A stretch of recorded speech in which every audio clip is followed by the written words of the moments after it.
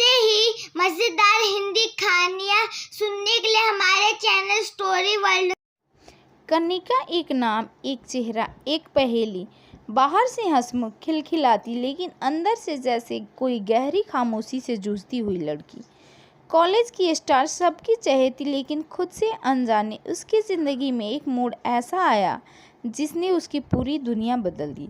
और तब उसने जाना कि ज़िंदगी की असली सहयात्रा दूसरों के साथ नहीं, खुद से होती है। दिल्ली यूनिवर्सिटी का वो आखिरी साल था। कनिका इंग्लिश ऑनर्स की स्टूडेंट थी और हर क्लास की जान। डिबेट हो या ड्रामा, डांस हो या डायरेक्शन, कनिका हर जगह आगे। पर उसके सबसे करीब कोई नहीं था। कई लड़कों ने कोशिश की, लेकिन कनिका हंसकर सबको दोस्त बना लेती।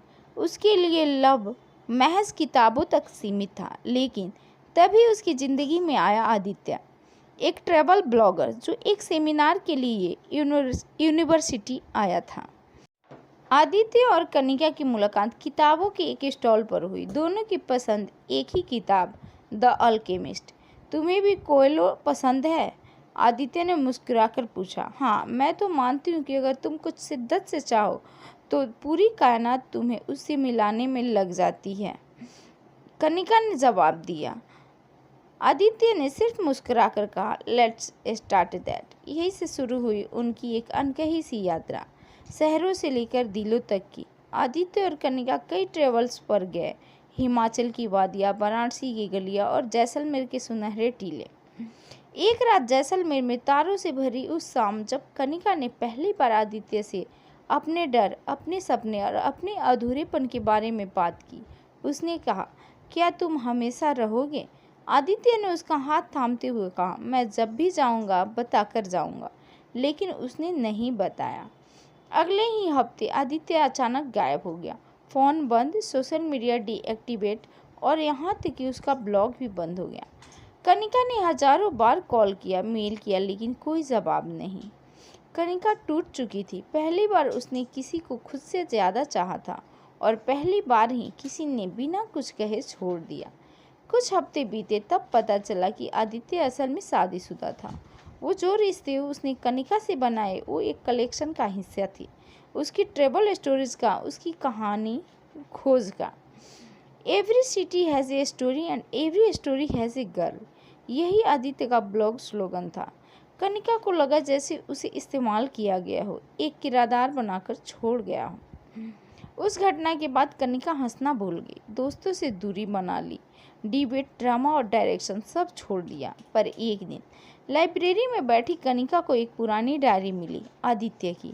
उसी में एक लाइन थी, शायद मैं डरता हूँ प्यार से, इसलिए हर बार अधूरा छोड़ जाता हूँ। पर कनिका, तू कुछ अलग थी, शायद इसलिए मैं भागा। उस रात कनिका बहुत रोई, लेकिन सुबह जब उठी तो आंखों में आंसू नहीं थी, आग थी। कनिका ने तय किया कि वो अब किसी की कहानी नहीं बनेगी, खुद की कहानी लिखेगी। उसने एक ब्लॉग शुरू किया, सहयात्री, मेरी यात्रा मेरे शब्दों में। हर जगह की कहानी जहां वो आदित्य के साथ गई थी, लेकिन अब अपने अकेलेपन के साथ उसने ट्रेवल करना शुरू किया, लेकिन अब भागने के लिए नहीं, खुद को पाने के लिए। हिमाचल में उसने पहाड़ों से बात की, वाराणसी में खुद को जलाया और फिर से पैदा किया। जैसलमेर में उसने एक नन्ही लड़की को कैमरा गिफ्ट किया, क्योंकि किसी को शुरुआत देनी ही होती है। जब लोग पूछते हैं तुम बदल गई हो, वो लोग जो कभी कहते थे कनिका तो पार्टी गर्ल है, अब कहते कनिका गहराई से लिखती है। जो कहते थे उसमें ठहराव नहीं, अब कहते उसमें समंदर जैसी शांति है। हाँ, कनिका बदल गई थी। और जब एक इंटरव्यू में किसी ने पूछा, अब इस बदलाव का कारण क्या मानती है, तो कनिका ने मुस्कुराकर जवाब दिया, जब कोई तुम्हें तोड़कर चला जाता है तो तुम्हें दो ही रास्ते मिलते हैं, या तो टूटे रहो या खुद को नए रूप में गढ़ो। मैंने दूसरा चुना। अब कनिका का ब्लॉग लाखों लोग पढ़ते हैं, उसकी कहानियाँ अब दूसरों को जोड़ती है। और हाँ, वो आज भी अकेली ट्रैवल करती है, लेकिन अब उसे किसी सहयात्री की तलाश नहीं है, क्योंकि उसने जान लिया है सच्चा सहयात्री कोई और नहीं, खुद की आत्मा होती है। 4 साल बाद कनिका लद्दाख में एक ट्रैवल फेस्टिवल में स्पीकर बनकर पहुंची थी। कैमरे, लोग और कहानियाँ सब कुछ वैसा ही था, बस वो अब पहले जैसी नहीं रही। तभी भीड़ में एक जाना पहचाना चेहरा दिखा, आदित्य। वो अब उतना आत्मविश्वासी नहीं, थका सा लग रहा था। नज़रों से नज़रों की टकराहट हुई, लम्हा थम सा गया। तुम बहुत बदल गई हो, आदित्य ने धीरे से कहा। कनिका मुस्कुराई। और तुम अब भी अधूरे हो। एक पल की चुप्पी के बाद आदित्य बोला, माफ़ी चाहता हूँ कनिका, शायद मैं तुम्हारे काबिल नहीं था।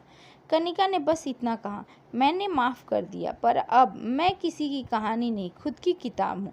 फिर वो मुड़ी और मंच की ओर बढ़ गई, जहाँ अब तालियां उसका इंतजार कर रही थी। कुछ मुलाकातें क्लोजर नहीं देती, ऐसे ही मज़ेदार हिंदी कहानियाँ सुनने के लिए हमारे चैनल स्टोरी वर्ल्ड को सब्सक्राइब कीजिए।